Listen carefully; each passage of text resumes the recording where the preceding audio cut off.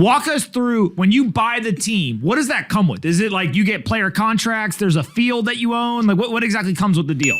Yeah, if you're buying a Premier League team, yeah, but you're buying the name, you're buying like whatever leases they've got on the ground and any equipment. But it's we're in the 10th tier of British football. The infrastructure is minuscule. Really, you're just buying the setup.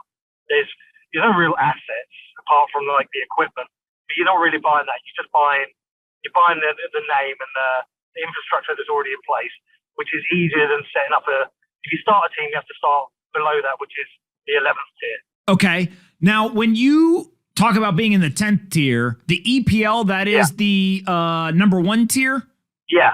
So we're 9 promotions from the Premier League. How hard is it going to be to get from 10 to 1? It's a good question. Right. I think it's the way I've thought about it, because I only ever thought I want to get in the Football League, which is that's Premier League, Championship, League One and League Two. And that's known as the professional league. So we are 6 promotions away from the Football League. That was the original target. And then I spoke to an investor who said, well, how do you get in the Premier League? So I think so I thought about it a lot, and there's kind of 2 stages to it. Stage 1 is get to the Football League. That really is about having, you've got enough money, you can get the best players and the best manager, and you can make it through those leagues. Now, these clubs operate on no money. I mean, the budget for my team for this year, the team to run the club was £15,000. None of the players have played. I've already, in the first week, I sold managers a budget, then go and get the players. I think our turnover this year will match a decent League Two team. Therefore, we've got good budgets to spend on players and managers.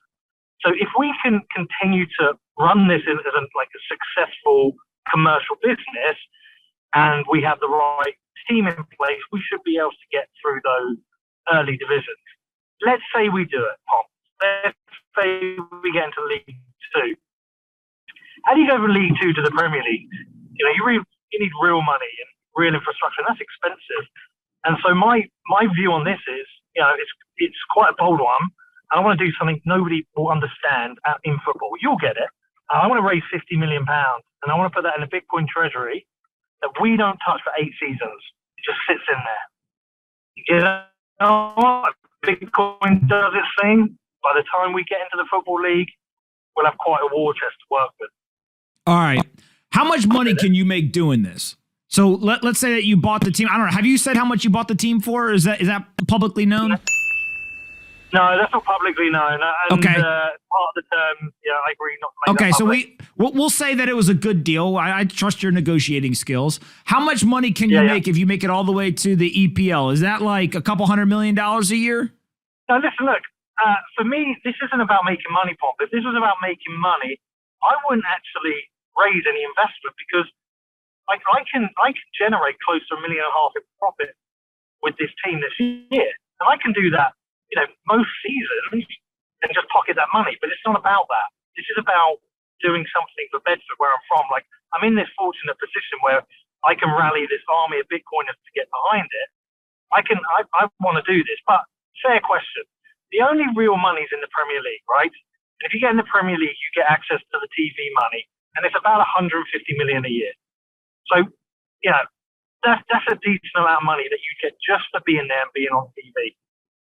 Now, if you create a club that's in the Premier League, you have a club that's worth possibly anything from, I think Newcastle just sold for like 300 or 400 million.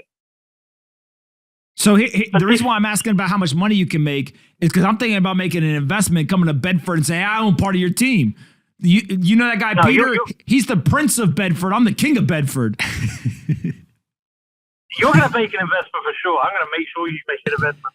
But this is also, I think there's 2 things that are at play here, Pop, that can work well. I can do something for Bitcoin that benefits Bedford. I can do something for Bedford that benefits Bitcoin, right? Correct. So we can leverage the Bitcoiners to get behind this, which allows Bedford to have a really good commercial model and be successful. But we can leverage Bedford for Bitcoin, because if this is successful, if in terms of advertising, you talk about things like a category job. think of the ads that DCG do. Their ads aren't really about DCG. They're category ads to promote Bitcoin. If we run this on a sound money standard, I make this work. This does a category job of explaining Bitcoin to football people as well. So I think there's like this symbiotic relationship.